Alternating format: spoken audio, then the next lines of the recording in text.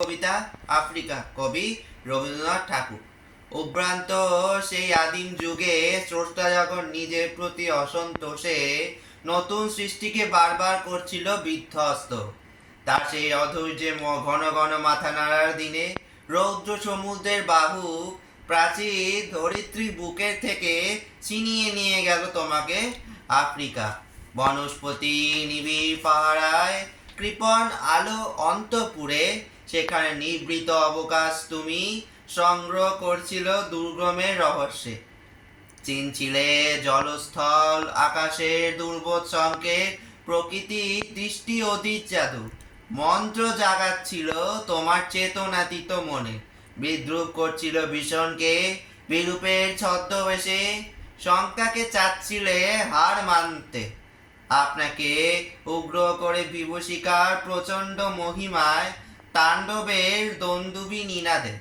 হায় ছায়াবৃতা কালো ঘোমটার নিচে অপরিচিত ছিল তোরা মানব রূপ, উপেক্ষায় আবির দৃষ্টিতে এলো ওরা লোহার হাতকড়ি নিয়ে, নখ যাদের তীক্ষ্ণ তোমার নেকড়ের চেয়ে।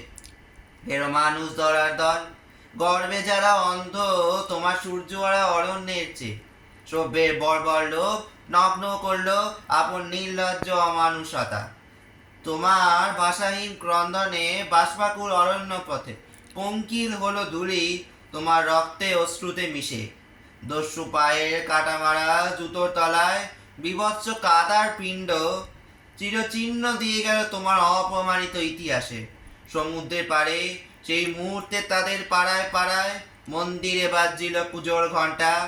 সকালে সন্ধ্যায় দয়াময় দেবতার নামে শিশুরা খেলছিল মায়ের কোলে।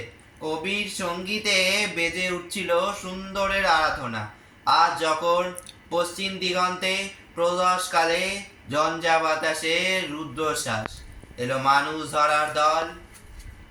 অশুভ ধ্বনিতে ঘোষণা করলো দিনের অন্তিম কাল। এসো যুগান্তের কবি, দাঁড়াও ওই মানবহারা মানবীর দ্বারে। বলো ক্ষমা করো হিংস্র প্রলাপের মধ্যে, সেই হোক তোমার সভ্যতার শেষ পূর্ণবাণী।